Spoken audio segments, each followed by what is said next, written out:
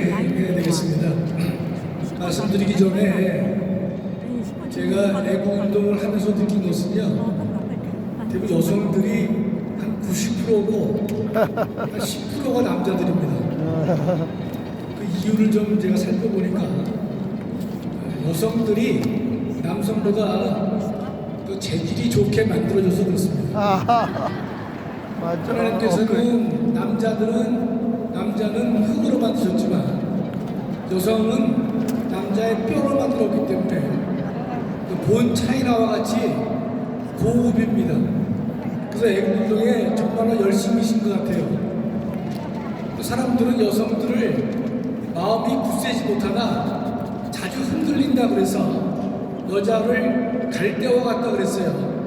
그러나 남자는 어떠냐? 갈대 위에 앉은 메뚜기와 같은 존재가 나타납니다. 우리 주옥수 대장님 계시지만은 애국운동의 90%는 여성분들이 하고 있는 것이고 대한민국을 지키는 분들의 정말로 대부분이 여성이라는 사실에 여러분이 자부심을 가지시기 바랍니다. 정말로 존경합니다.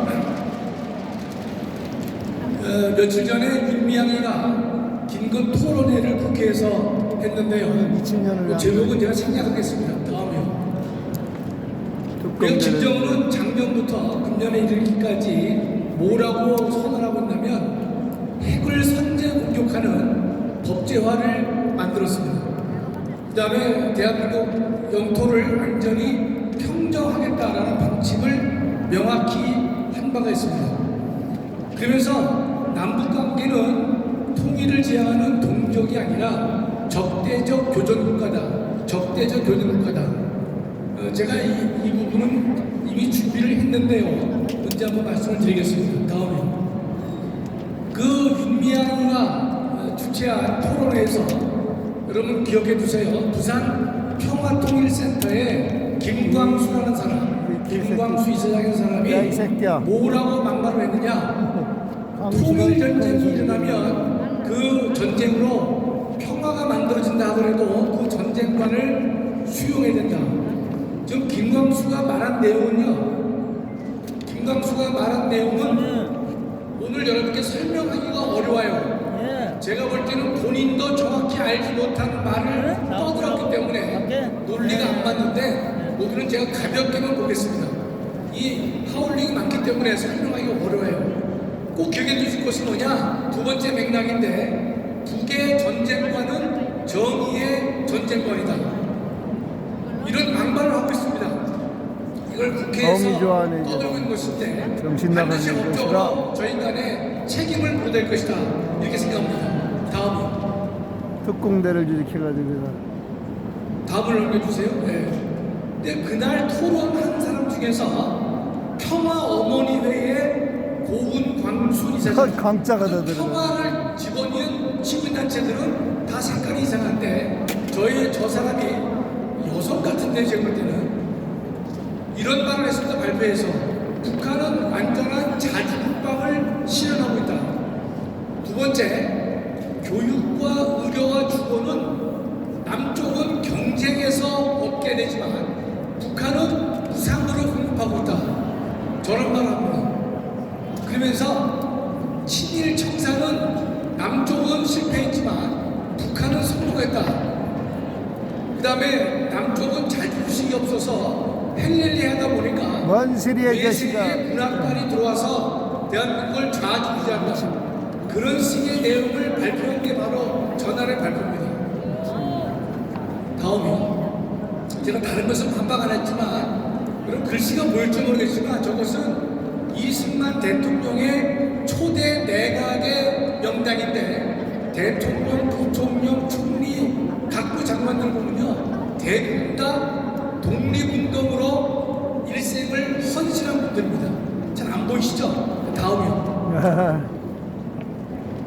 요것도 마찬가지인데 넘어가겠습니다. 요 부분은 뭔가면 조금 글씨가 좀 진한데 조금 전에는 이승만 내각만 소개했지만 여러분 보이실지 모르겠는데 위에서 내추를 보시면 국회의장 신익희, 다섯 번째는 대법원장 김동로. 그러니까 동시에 이건 내각은 아니지만 이승만 대통령 집권 초에 내각과 국회의장과 대법원장을 포함한 모든 사람들이 다 항일 운동가로 만들어져 있다는 사실을 제가 증명하는 것입니다. 다음이요. 반면에 북한은요, 김일성 주석의 초대 내각 인사와 정권의 주요 인사 16명이 다 진성 친일파라고 보도가 되어 있습니다.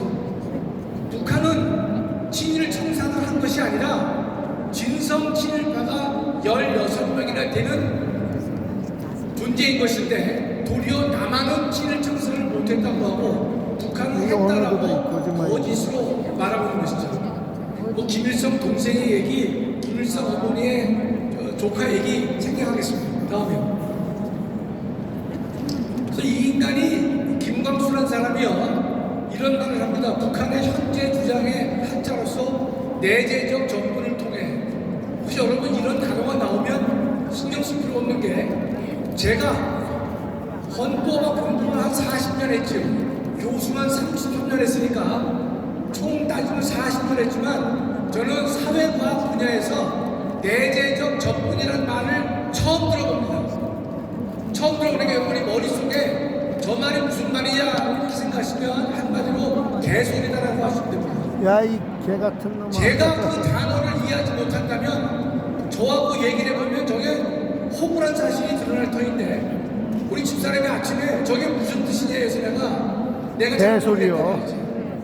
그러니까 여러분이 혹시나 저 단어가 나오면 허구다, 개소리라고 생각하시면 되는 거예요. 제가 시간이 되면 모두 설명을 드릴 수 있는데 오늘은 생략하겠습니다. 다음이요. 자, 이 인간은 뭔가면 북한이 전쟁으로 통일을 하려고 하니까 역설적 의미에서 국가보안법을 넘어서는 통일운동을 강조한 것이다. 말 자체가 본인도 정리가 안 된 얘기를 하고 있습니다. 그래서 현 체제로서는 통일운동이 어려우냐? 국가보안법 때문에 어렵다 그래요. 자, 여러분 오늘은 이 문제만 말씀드리겠습니다. 마지막에 다음이요. 그 전에 김일성이는요, 무력 적화 통일을 원칙으로 해서 해봤습니다. 그래서 그가 주장한 것이 고려 민주연방제입니다. 높은 단계가 되는 것이죠. 그 다음에 아들 김정일은 낮은 단계 연방제를 찬성했죠. 그래서 김정일을 만난 사람이 대한민국의 김대중 노무현이 거기에 해당하는 것이죠. 김대중도 아니 김 그 부분을 제가 설명하려고 하는데, 지금 국가보안법 때문에 통일운동이 안 된다고 하는 논리를 펴고 있는데 전혀 그런 말이 안 되는 얘기입니다. 여러분, 국가보안법을 왜 정당화 되느냐? 우리 헌법 3조 때문에 그래요. 3조 어렵지 않습니다. 대한민국의 영토는 한반도와 부속도수다. 한반도 전체가 대한민국의 영토라고 우리 되어 있습니다.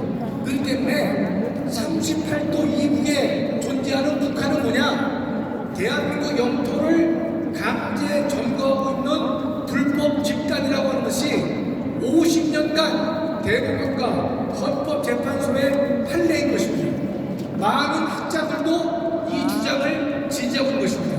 따라서 국가보안법이 왜 필요하냐? 대한민국 영토는 한반도 전체가 되는 것인데 반국가단체인 북한이 우리의 땅을 강제 점거하고 있기 때문에 그들을 지지, 동조, 고무, 찬양하면 처벌하겠단 말이죠.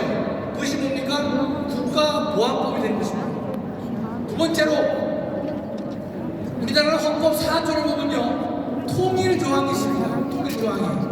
대한민국은 통일을 지향하라. 그러나 평화적 방법으로 통일을 할 것이고 자유민주주의 기본 체제에 의해서만 통일이 허용되는다. 헌법 4조의 내용입니다. 그래서 헌법 4조의 통일을 실현시키기 위해서 우리가 어떤 법이 만들어져 있느냐? 남북 교류 협력에 관한 법률이 현재 만들어져 있습니다. 따라서 북한과 통일을 목적으로 교류해야 되겠다. 금지하지 않습니다. 통일부 장관의 허가를 받으면 교류가 가능해요. 북한도 갔다 올 수 있습니다.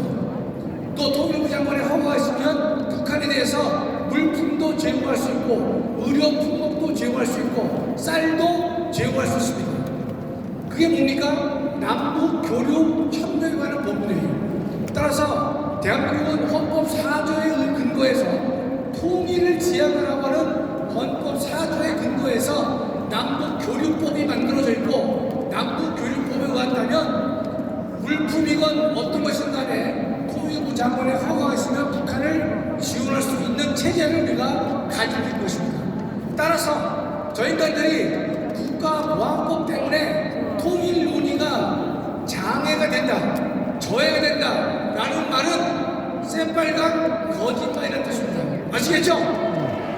마지막으로 헌법 3조 영토 조항 때문에 국가보안법이 만들어져 있는 것이고, 4조의 통일 조항 때문에 남북 교류 협력에 관한 법률, 즉 남북 교류법이다 할 수 있는데, 남북 교류법이 만들어져 짐으로써 남한과 북한 사이의 각종의 모든 통일 정책은요 평화적으로 얼마든지 가능하도록 대한민국 법체계는 만들어졌다는 사실을 정확하게 인식해 주시기를 바랍니다. 감사합니다. 박수! 아유, 김학생 교수님이 저한테 오늘은 제가 짧게 할 테니 한번 보세요. 근데 진짜 짧게 했어요.